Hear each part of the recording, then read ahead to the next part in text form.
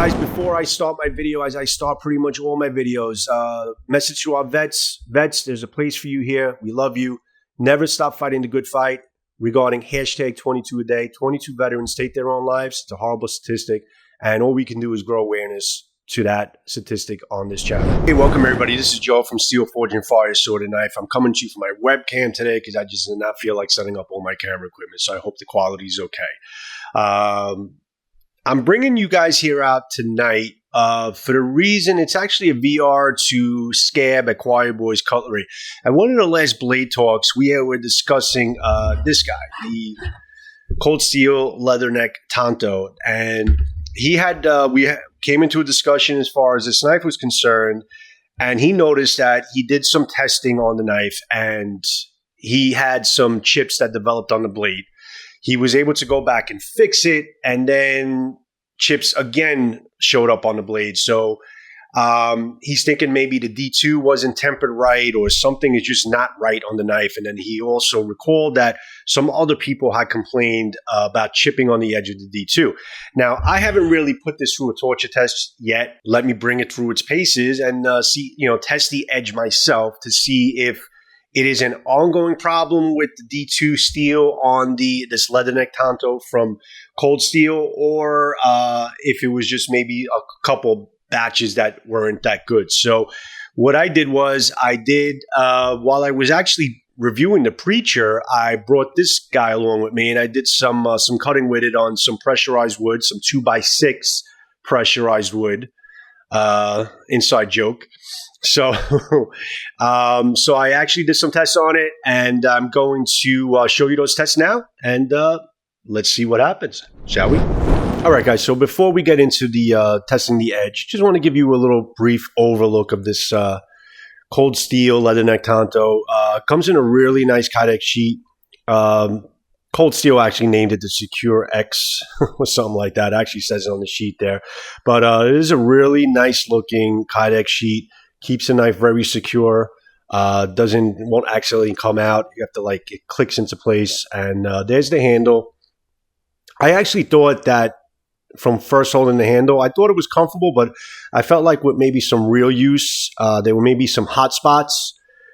Because of how the handle is made, and you have that big Cold Steel,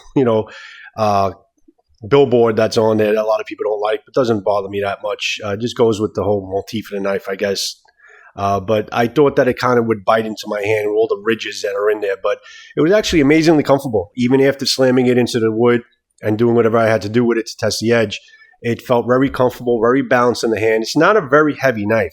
It's only about 11.7 ounces. So actually going through the material that I was making it go through, it actually did a surprisingly nice job not being a very heavy knife or a heavy chopper. You can see the tang there. It's kind of a stick tang, but it's got a lot of beef on, the end of that tang. There's a lot of steel that goes right through that handle. So I think this thing actually would make it very secure. It's not a rat tang. It's a pretty nice tang underneath that plasticky handle that there, rubbery plasticky handle, whatever you want to call it. I know there's a name for it, but I can't think of it right now, so whatever. But yeah, it is very comfortable in the hand. It's a nice 5-inch handle, which fits very nice in the hand. It came pretty sharp out of the box. This was actually when I first opened it. I wasn't disappointed with the edge at all. There's some measurements here. It came in at about 11 3/4 overall inches. The blade came in at around 6 3/4 inches. Let's say 7 inches. I think it actually measured around 7 inches. But yeah, it is a nice size as far as a tactical knife. It's definitely a nice outdoor knife. Steel is actually, which pretty much the topic of whatever this video is about. It's about the German D2 steel that's made out of, and it has a black powder coating. So that's what helps with the corrosion resistance. The thickness of the spine is what really amazed me. I really like the thickness of the spine, and that's one of the reasons I really like this knife. I actually measured it there at about 4.62 millimeters. You guys could do the math, but it's definitely a very thick spine. So there's a quick look at the Leatherneck Tanto from Cold Steel. Definitely a beautiful knife, aesthetically, everything about it. So without further ado, let's test that edge and see if we have an issue with this German D2 steel. So here's the edge test of the cold steel Leatherneck Tanto. Here I'm showing it off a little bit. It's got a nice black untouched coating on it, so it looks pretty. That black coating with use is definitely going to start marring itself and start fading out, unfortunately. That's why I kind of choose to go with a non-black coating for the most part. So here I am just I don't know why I'm chopping away at it. It's not a chopper, but I was trying to get like one piece off to cut it the right way. But I think after a while I got like a piece where I can kind of just get the slice on there. Yes, you can see the sharpness of the knife. I did put a sharper edge. I threw it on the workshop and I honed the edge a little bit to give it a little bit more of a sharper edge. Here's some downward throws to try and test out the tip, which nothing pretty much happened to the tip. And here I am just kind of start banging away at this 2x6 pressurized wood.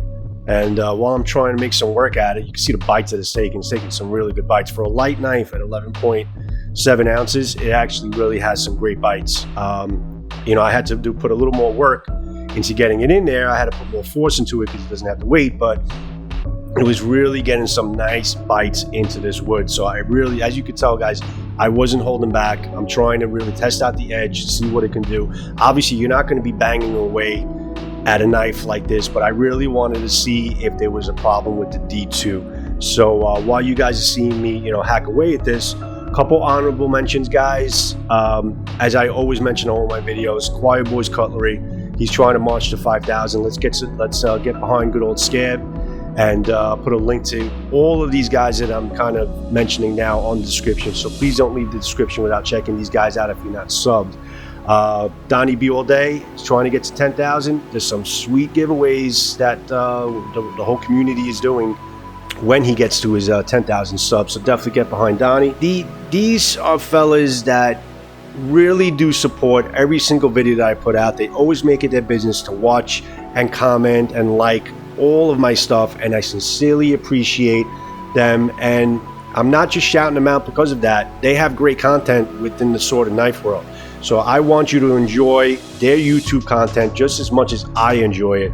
So you got Backyard Knife Dude, wonderful, great dude. He's awesome because he's real. And if you watch his stuff, you know what I'm talking about.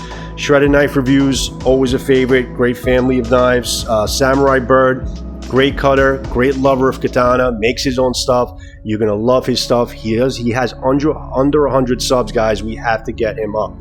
Then we have Karl Ruedger. He's just a dynamite person. He has great content within all realms. You got Eric Husayn, Eric 117, some of the best cutters on the internet. Timbo 437, wonderful knife collector, okay, has beautiful pieces, dynamite guy. BC Jerbs, I don't hear him mentioned enough, and BC Jerbs is a guy that really makes it his business to support everyone in the community. He has a channel, great content. He's actually training to make his own knives. You have to check out BC Jerbs. And Captain Electro, fantastic content. I can't explain what he does. You just have to watch it and you will enjoy his videos. It's going to take too long to explain it, that is. And you have to check out Big Red EDC from the West Coast. Okay, he's going to be coming on to Blade Talk pretty soon. We had actually scheduled a date and we're going to announce it pretty soon, but he is going to be doing a live Blade Talk with us. So you definitely want to check out Big Red EDC. Subscribe to him. Get acquainted with him. He's an amazing knife reviewer from the West Coast. Has a great following. Also into community as much as we are. You definitely need to get behind him and check him out. And stay tuned for when we announce the Blade Talk that's going to be live, okay, with Scab and I and Big Red EDC. Check out all these guys. They're all fantastic. They're all in the description. Throw them out a sub, and you will really enjoy their content as much as I enjoy it. And a special thank you to them and all my subscribers that support all of my videos. All right, so I should be getting to the finishing blows here. A couple more hits and in twain, son. I was actually really amazed that this knife really got through that big chunk of wood there. You know, I was checking out initially to see if I saw any surface cracks or anything. Wasn't, you know, immediately noticeable. It's still pretty sharp. I think I actually went in and tried to do cutting some paracord. It went through everything really nicely. Still went through the water hose. Did some more chopping, of course. Okay, you can feather stick with this. I mean, this thing it still was ready for action. Went through a fire water hose there. I don't know if I said fire hose, water hose there. We'll definitely not get through a fire hose. And had no problem with the edge. It's still pretty damn sharp as it was when I first started working with it. All right, guys. So as you can see, I really did a lot more than I should have done. You know, with this Tanto from Cold Steel. Just to really see if there is a problem with the edge. Try to bring it really to its limits. I wasn't abusing it. I was doing, you know, things that a knife like this should be able to do. Because listen, if you ever find yourself in the woods and you need to kind of prepare wood for a fire or something like that, you want to know that it could do it and that it could hold up. So that's why I really chose to do that type of test with this knife. So I really went to town with it. For the most part, it took it. And, you know, and something that amazed me, like I said in the video a couple of times, was this handle. I mean, you notice all the ridges and everything on this handle. I really thought it would be uncomfortable, but it's actually really comfortable to hold. Very well balanced, nice thick spine. Okay, I'm hoping you can see it in this camera here. It's got some nice weight to it, but not too much weight. It's still a very light and nimble knife. Okay, easy to hold, easy to manage. It really fits your hand. It's got a nice size handle, and it's amazingly comfortable even with, you know, some vigorous use. So as you can see, the edge looks fine with the naked eye. I mean, this camera is not going to pick it up. I did find a chip, okay, in the upper area near the point. I did find a chip. Now with the naked eye, you can't see it. I'm going to show you on screen now some macro photography images where you can see the actual chip that formed in the knife. Okay, it's really hard to see with the naked eye. I mean, if you kind of, sorry about the dog going crazy right now. I think it's chasing squirrels. If you kind of really put this in the right lighting, you can see it with the naked eye. But, you know, on this camera, you're not going to see it. But you notice on these images that I'm showing you now, that chip that formed, okay, it's not really bad. I'll be honest with you. It's really not bad. It doesn't even really go all the way down to the point of where the edge starts. So so a chip did form as Scab thought it would. It's not as bad as I think his was. It did amazingly really hold up, okay, for the most part, because nowhere else on the edge. I mean, I went with macro photography and a magnifying glass, and I really did not see anything on the edge that really would cause me any concern. So for the most part, I'm impressed with how tough this D2 steel was. Disappointed that I did find a chip, but maybe I was asking for it in terms of how I was testing it. So that's just to answer your question. Okay, as far as the D2 steel that's on this Leatherneck Tanto, if it can hold up to its vigors, I think for the most part it can. I think there is a chance for it to chip though if you push it too hard, which I realized it myself, and you can see it in the pictures there. But for the most part, it did hold up. Okay, because the rest of the edge is fine. The way I was hitting that wood, I was kind of hitting it from pretty much the upper portion of the knife anyway, and nothing else on the knife really would cause me any concern, okay? Because really with the naked eye, the edge looks absolutely fine unless you really see those crazy ass close-ups to notice that there was a chip that formed right here. But it's still pretty sharp, guys. I mean, it's get one of my girls' old school papers here. I mean, it's still, I haven't done anything, guys, since I basically went in. Of course, I'm doing it off camera. Try to get another piece here. I think that's on camera there. You see that little fine kind of feather stick in the paper there? It's still pretty sharp. I mean, obviously, you know, it could use another hone, but it's still pretty sharp. I mean, even after all that chopping, it's still pretty much held. The retention is still there. If I had to tell you, I am impressed. I'm impressed with the D2 steel on this Leatherneck Tanto from Cold Steel. I think that if you push it too hard, you may find a chip. I mean, that's probably, you know, pretty noticeable, as you can see. But for normal hard use, without really pounding the shit out of it, I think this should definitely hold up as a really good camp knife.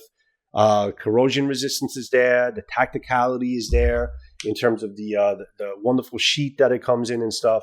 I think it's locks into place. It's really secure, very comfortable in the hand.